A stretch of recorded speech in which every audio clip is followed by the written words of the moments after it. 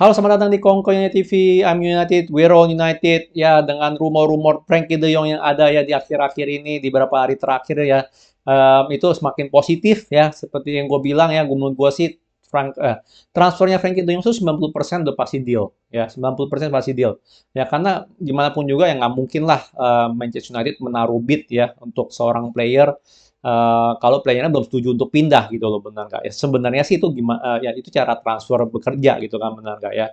Klub nggak bakal ngebid kalau pemainnya belum tertarik untuk pindah ya. Jadi untuk Frankie De Jong 90% pasti deal. Kenapa gue bilang 90% nggak 100%? Ya karena gue tetap aja gitu loh, gue nggak percaya dengan kinerja manajemen yang sekarang ya. Frankie De Jong punya transfer jadi lebih cepat juga karena blundernya mereka atas Nunes. Ya terserah kalian mau memutuskan untuk percaya dengan manajemen yang baru atau enggak. Ya gue tetap, karena kalau gue sih tetap sama prinsip gue, sama pendapat gue ya, karena ya gimana pun juga mereka panik gitu loh, benar nggak? Mereka nggak dapet Nunes, mereka panik, mereka pikir bisa di lama-lamain gitu kan, mereka panik. Ya jadi gue bilang sih makanya Frankie De Jong bisa lebih cepat karena itulah alasannya. Jadi untuk Frankie De Jong gue bilang sih udah ya tinggal 10% doang lah, tinggal tergantung gimana gini manajemen yang baru seberapa cepat bisa ngedilin ini ya kan, dan di harga berapa, benar nggak, itu kita lihat aja kompetensinya gimana nih ya kan, manajemen MU yang baru ya. Tetap gue sekali lagi gue nggak bakal capek ngomong begini ya, terserah kalian ngomong apa. Gue nggak melihat perbedaan lah sekarang untuk sampai detik ini ya, antara kinerja manajemen MU yang baru dan sebelumnya masih mirip-mirip ya, masih masih 11-12 lah kalau gue bilang. Tapi gimana pun juga positif ya, semoga kita dapetin Frankie De Jong di harga yang bagus, dan juga ya nggak perlu pakai lama lah, benar nggak ya, nggak perlu pakai lama gitu loh. Statement signing ya udah sikat gitu loh, mau mau nunggu apa lagi ya. Paling itu yang gue bisa ngomong dari Frankie De Jong. Selanjutnya adalah kita Anthony ya. Gue jujur jarang ngomongin soal Anthony karena ya cuma satu hal doang, karena menurut gue ya kita nggak perlu-perlu amat sih Anthony sih, jujur aja sih ya. Terserah ya kalian bilang, oh iya kan Rashford udah jelek segala macam ya. Rashford kan baru satu musim doang nggak bagus gitu kan. Sama juga kayak Bruno lah. Tapi Bruno nggak bagus-bagusnya juga masih asisnya masih banyak gitu. Tapi anyway, Anthony menurut gue sih nggak gitu perlu gitu loh. Karena kita winger ini udah kebanyakan ya. Kita ada Rashford, ada Sancho, ada Elanga, Greenwood mau balik lagi. Kita ada Pellistri, ada Amad Diallo. Banyak sekali gitu loh opsi winger kita. Ya buat apa beli Palestri, buat apa beli Diallo kalau kita nggak bakal pakai gitu loh. Ya dan itu nggak murah-murah amat kan. Palestri kalau nggak salah di 15-an, benar nggak, 15 jutaan. Diallo di 25 juta gitu loh. Ya jadi bukan bukan uang yang kecil juga. Menurut gue sih harus dibudayakan gitu loh, benar nggak? Ya. Toh gimana pun juga Sancho, gue bilang sih dia bisa main di kanan juga ya. Bisa banget main di kanan. Apalagi dia tipe kreatif ya kan.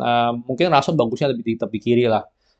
Elangga menurut gue sih masih bisa kiri kanan ya sebenarnya, karena dia masih muda, masih bisa improve lah skillnya gitu. Jadi kita sebenarnya nggak terlalu perlu ya. Dan apa Amad Diallo ataupun Palestri menurut gue udah boleh banget ya start gitu loh. Udah boleh banget start. Ya jadi minimal jadi rotasi lah atau cadangan lah gitu loh. Jadi makanya gue jarang ngomongin soal Anthony gitu loh. Tapi Anthony ya dirumorkan sih Ten Hag tertarik untuk bawa Anthony gitu ya. Which is menurut gue sih nggak masuk akal, dan menurut gue sih ini cuma rumor, jujur aja sih cuma rumor, nggak terlalu inilah, nggak terlalu bener lah kalau gue bisa bilang lah, ini rumor yang seperti ini ya. Selanjutnya gue pengen ngomongin tentang Mason Greenwood ya. Jadi Mason Greenwood ya, ini masih rumor ya, bukan berita ya, tapi sesuai dengan prediksi gue gitu kan ya. Kalau selama dia masih terdakwa ya, seorang kriminal lah ibaratnya, ini kita nggak boleh pakai dia sama sekali 100%. Tapi gue juga ada ngomong, benar nggak? Menurut gue sih Mason Greenwood cuman masalah ya, masalah dealnya aja gitu, benar nggak? Deal nggak nih gitu loh. Masalah damai lah, sorry, dengan omongan kasarnya itu masalah damainya doang gitu loh ya. Damai nggak gitu loh, benar, di angka berapa ya. Karena di luar dari itu, jujur ya kalau namanya sepak bola kan ya banyak yang nakal ya. Sorry aja soal soal kalau ngomongin soal cewek kan banyak yang nakal. Benar nggak? Gue nggak perlu ngomongin siapa lah. Contoh yang terakhir aja lah, benar nggak? Ya, Shakira aja bisa di ini gitu kan, diselingkuhin, benar nggak? Ya kan?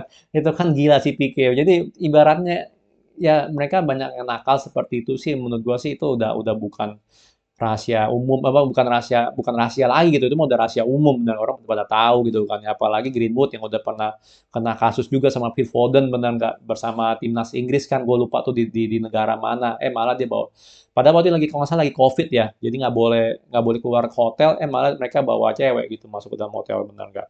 Jadi hal-hal seperti ini sih gue bilang sih di ya buat pesepak bola ya itu, atau atlet lah gue bilang itu sih, ya gue bilang sih itu bukan bukan rahasia umum lagi gitu, itu udah rahasia umum lah ibaratnya, benar nggak. Dan gue udah prediksi ini masalah, oh ini bisa damai nggak, nah nggak bisa damai, dan damai di angka berapa gitu ya. Tapi ini semua masih rumor, cuman dirumorkannya ini Greenwood ya udah bisa damai.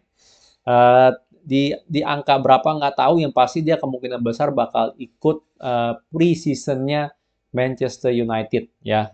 Sebuah rumor yang cukup positif kalau gue bilang ya, selama dia udah damai, selama dia bukan bukan kriminal lagi ya, terdakwa atau apa, cukup positif lah kalau gue bisa bilang ya. Dan gue yakin lah ya, terlepas ntar media bilang apa, itu cuman oh itu cuman apa, cuman apa namanya, dia nggak bersalah gitu kan, dia dia dia cuman dijelek-jelekin namanya, atau menurut gue sih itu semua pasti palsu gitu, karena gue yakin banget dengan semua recording yang ada, dengan bukti-bukti yang ada ya, yang gue lihat itu ya, dia ya Greenwood melakukan itu semua sih kalau gue bilang ya. Tapi ya gitulah ya, tingkat masalah damai, dan kemungkinan besar sih dia bakal balik ya. Dan gue jujur kalau dari segi talent ya, kalau sekarang sih gue gini, gue kan ada tanya kan ya, pada setuju nggak gitu kan ya kalau Greenwood balik lagi ke Manchester United. Banyak kan dari kalian yang setuju ya, dan menurut gue nggak salah gitu loh, dan gue juga setuju-setuju aja. Tapi Greenwood nggak boleh langsung masuk first team. Ya ini penting banget, nggak boleh masuk langsung first team. Karena gimana pun juga ya, di luar dari kasusnya itu dia sama pacarnya, sama ex pacarnya sebelumnya, dia sendiri tuh nggak disiplin sama sekali, bener nggak? Bahkan waktu itu under Ole aja dia sempat diskors kan, bener nggak? Karena dia selalu telat masuk latihan gitu kan, segala macem. Nah jadi Greenwood ini bener-bener ada masalah disciplinary ya.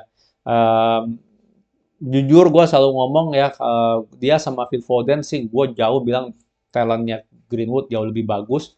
Tapi setelah 2 tahun terakhir ini kita bisa lihat ya, Phil Foden lebih profesional, lebih lebih bisa jaga diri lah ibaratnya ya, dan terus berkembang ya. Kalau Greenwood ini lebih lebih nakal gitu ibaratnya, lebih nggak profesional gitu. Dan ini yang harus dirubah oleh Greenwood ya. Soal talent sih gue yakin ya, dia kalau mau latihan bener dengan semuanya, dengan mindset yang bener, mental yang bener sih, gue yakin dia bisa jadi superstar gitu ya, the next superstar Inggris ya. Tapi sekali lagi ini semua tergantung dia, dan dia nggak boleh langsung masuk first team. Gue yakin sebagus-bagusnya dia di mata Ten Hag nggak boleh langsung masuk dia first team, karena gimana pun juga Elanga ya, gue bilang sih dia dia udah ya, dia udah berjuang gitu loh untuk dapetin tempat di first team, benar nggak. Jadi Greenwood harus mulai dari nol lagi kalau gue bilang ya, nggak nol-nol banget lah, tapi ibaratnya dia harus berjuang lagi untuk masuk first team. Ini penting banget untuk menunjukkan kalau oh ya, ini Manchester United gitu, lu sebagus apapun talent lu ya, you're not bigger than the club gitu kan, benar nggak. Itu penting sekali ya. Jadi kita nggak berharap aja si Ten Hag bisa bisa melihat itulah ibaratnya sih ya. Oke, nextnya yang gue mau ngomongin ya, yaitu tentang Harry Maguire ya. Jadi Harry Maguire ini, sorry nih ya, rada dramatik nih gue pilih gambarnya nih ya. Tapi Harry Maguire dirumorkan dia nggak mau melepas ban kapten ya. Ibaratnya dia dia pengen mencoba mengconvince lah, yang meyakinkan Ten Hag kalau dia itu masih layak jadi kapten Manchester United. Ya dia ibaratnya dia nggak mau ngelepas lah gitu loh jabatan kapten Manchester United. Menurut gua sih ya, aduh, nggak ada, ya oke lah, dia satu-satunya orang yang masuk timnas Inggris, dan gua nggak ngerti kenapa masih dipilih oleh Gareth Southgate.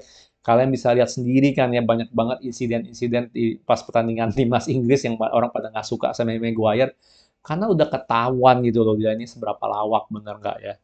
Bukan cuma satu bad season doang kalau untuk Maguire, dia udah nggak konsisten banget gitu loh ya, bener. Under Ole pun dia nggak konsisten. Ya apalagi kan ya kalian tahu lah, apalagi namanya counter attack segala macam, dia ini suka salah positioning. Tapi tetap gitu loh, dia dia pengen dia pengen pengen tetap jadi kapten Manchester United ya. Menurut gua nih nggak seharusnya seperti itu gitu loh. Ya, dia tahu dia underperform, dia tahu dia under pressure kalau megang ban kapten, dia harusnya ya tahu diri lah ibaratnya mendingan dia mundur aja gitu loh. Kalau dengan dia pengen mencoba fight untuk jadi ban kapten seperti ini, ya kan kita tahu sendiri. Jangan-jangan ntar pemain Inggris saling membela pemain Inggris, terjadi lagi kemelut-kemelut seperti itu gitu benar nggak? Pemain Inggris melawan non pemain Inggris benar nggak? Yang bukan dari Inggris di dalam dressing room. Dia dengan melakukan hal seperti ini, dia bisa ya memperpanjang gitu masalah-masalah seperti ini. Ya, harusnya dia ya udahlah gitu loh benar nggak? Udah, oke, setidaknya ya bukan bukan apa ya, bukan lepasin ban kapten, tapi setidaknya dia open ya, setidaknya dia terbuka. Oke, kalau mau pilih pilih kapten baru ya terserah gitu. Minimal seperti itu gitu benar nggak? Jangan cuma coba convince Ten Hag, oh ya gue tetap lagi di kapten. Layaknya dari segi mana gue nggak tahu gitu loh. Ya, sekali lagi dan juga di luar dari performa ya, gue lihat dia bukan materi kapten gitu sama sekali bukan, dia terlalu pasif ya kan dia nggak di luar dari performa kalau ada apa-apa pun di lapangan dia nggak bisa menunjukkan leadership dia sama sekali itu masalah utama ya kapten itu nggak harus yang perform paling bagus atau pemain paling mahal atau pemain paling talented benar nggak tapi kapten itu harus bisa jadi leader harus bisa jadi leader itu yang paling penting harus menunjukkan sikap dan mentalitas pemimpin gitu loh dan ini yang dia nggak punya ini permasalahan utama gua gitu loh ya, buat Maguire ya di luar dari performa dia yang which is kalau gue bilang sih nggak gitu ya tetap aja gitu loh benar nggak ya kan yang paling penting adalah dia harus nunjukin leadership gitu loh dan dia nggak ada sama sekali ya. Jadi gue berharap sih ini nggak jadi panjang ya ibaratnya jangan sampai dia bikin semua pemain Inggris gitu jadi kudeta gitu sama Ten Hag atau apa ya gue harap sih dia tahu diri dikit lah ibaratnya gitu loh benar nggak ya harusnya tetap terbuka kalau dia nggak mau ngelepasin ban kapten dia harus tetap terbuka gitu loh oke ternyata mungkin ya misalnya Ronaldo lebih pantas gitu untuk jadi kapten misalnya gitu atau siapa lah gitu De Gea atau siapa lah gitu lebih layak jadi kapten ya udah gitu loh benar nggak ya kan bukan berarti dia ke depannya nggak bisa kapten lagi kan benar nggak kalau emang dia tiba-tiba jadi perform bagus segala macam benar nggak siapa tahu dia bisa jadi kapten lagi siapa tahu gitu tapi bukan berarti dia mau apa jangan sampai dia mencari lah gitu loh mencari masalah gitu loh dengan Ten Hag atas kaptensi gitu loh kalau gue bilang sih ini semoga aja lah nggak jadi panjang lah ibaratnya urusannya ya ya gitulah yang gue bisa bilang ya jadi gimana menurut kalian ya tentang transfer De Jong Anthony ya kan De Jong yang udah 90% pasti Anthony ya yang menurut gue sih nggak perlu banget ya jujur aja sebagus apapun Anthony dan ya tentang Mason Greenwood dan Maguire gitu loh menurut kalian gimana ya coba di komen ya oke kalau suka jangan lupa like subscribe and thank you for watching